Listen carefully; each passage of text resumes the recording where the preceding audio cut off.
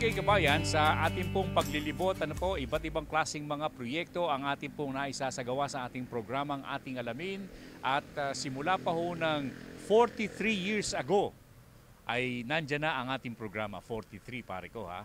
And Juniper Dizon here, siguro hindi pa ipinapanganak, ano?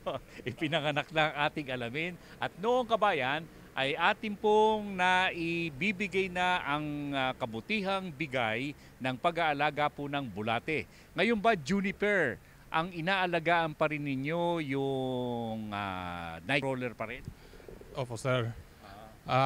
Yung African nightcrawler, yung species na tinatawag na Eugenia. Yan pa rin ang ginagamit dahil siya pa rin pinaka-best performer sa lahat ng sinubukan noon. Sa pag-aalaga, kasi nung mga araw na yon na umpisa sa mga kahon-kahon, ngayon konkretong lagayan na, ano ang nakita mo kasi sabi mo there was a time na sako ang pinaglalagyan ninyo. Ano ang pinakamadali sa palagay mo based on your experience? Sa mga nag-start lang ng sinasabi mo.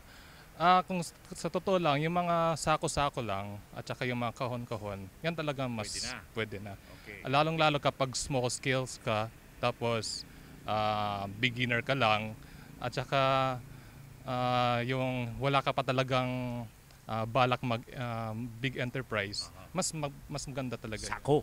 Sako-sako. Okay. Ibigay mo yung paraan sa sako para doon sa mga walang-wala pa may matutunan sila sa iyo at sa ating palatuntunan. So step by step yan Okay. Sako. Step by step. Okay. So ang mahalaga kasi yung kailangan natin muna i-prepare yung tinatawag nating pagkain para sa mga worms. Okay? Kasi syempre hindi sila maka-survive kung wala silang pagkain. Ang pagkain naman nila ay partially decomposed na mga material. Pwede yan mga galing sa dayami at madalas ang pinakapaborito nila ay saging. Daon ng saging? Daon ng saging. Lahat ng mga leftover ng saging. Tuyong-tuyo? Hindi naman. Mas maganda kapag fresh actually, sir. Fresh? Yes, sir. Okay.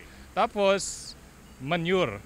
Yung mga tayo na mga hayop natin sa farm, kagaya ng mga kalabaw, baka, tupa, kambing. Baboy.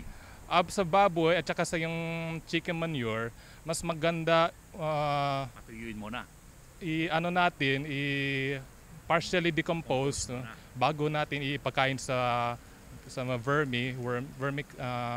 culture kasi meron silang tinatawag na medyo mataas yung burning effect nila dahil yan sa mataas na ammonia. Kasi sabi pagka napakainit lumalayo ang vermi, no? Yan ang totoo yan, sir, kasi kapag ayaw nila yung kama mo, yung pagkain binibigay mo sa kanila, pinapakain mo sa kanila, talagang alis sila. So ang ibig sabihin, if semi-decompose natin, medyo natutuyo na ng kaunti, hindi na nila mararamdaman yung init, ano? Opo, sir. Tapos, kunyari may sako na ako. Gaano karami ang ilalagay kong semi-decomposed na dumi o kaya yung mga ordinaryong dumi na binanggit mo?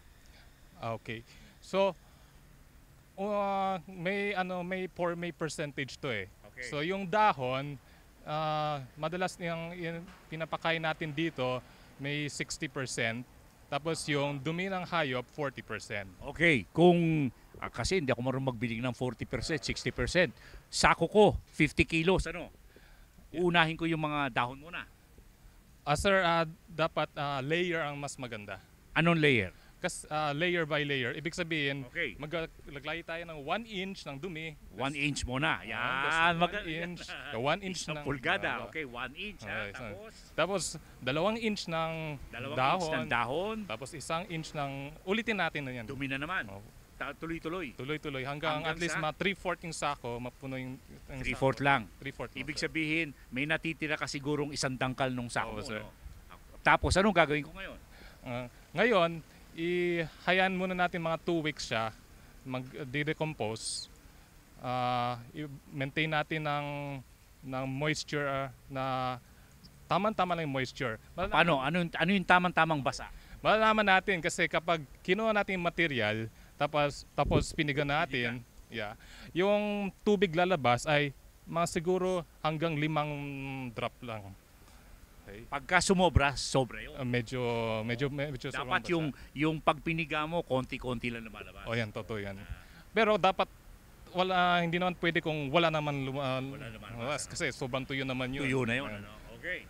Tapos, gano'ng karaming tebulats ang ilalagay natin? So sa isang sako, kahit isang handful lang ng bulate, pwede na natin lagay. Saan ko ilalagay? Ilagay natin sa isang place na shaded na Hindi, sabihin, yung bulate, lalagay ko sa sako. okay. Saan ko ilalagay? So lagay natin sa ibabaw. Sa ibabaw lang? Sa ibabaw lang. Kakalat natin? Okay, kakalat natin yan. Tapos? Ngayon yung sako nasa shade yun. Okay? Mas maganda din may konting may screen or may kolombo para hindi siya maanoy ng mga ibon or mga kung may manok kayo. Tapos tingnan natin kasi kung gusto niya yung bed na prepare mo, siya mismo mag-aano sila. Bababa sila. Pupunta ng bababa, ano, mawawala na rin sa ibabaw. Baka naman tumakas. Malalaman natin yan kasi pwede natin i-check yan araw-araw. Araw-araw. Tapos ano, nandyan na sa sako, ang bulate.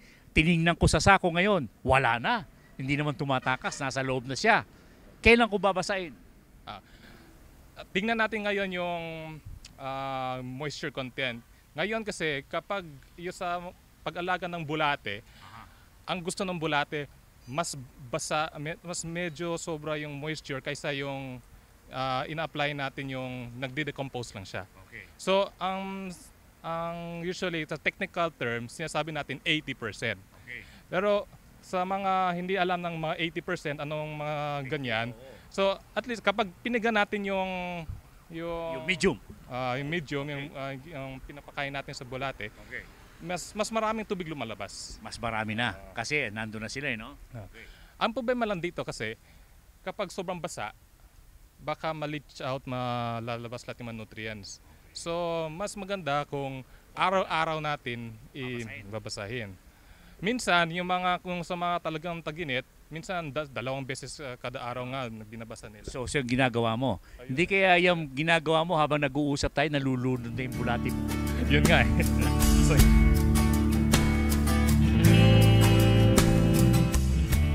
Okay, kabayan, bagamat may mga programa na ukol sa vermiculture, marami pa rin ang nais na makakuha ng makakaalaman ukol dito.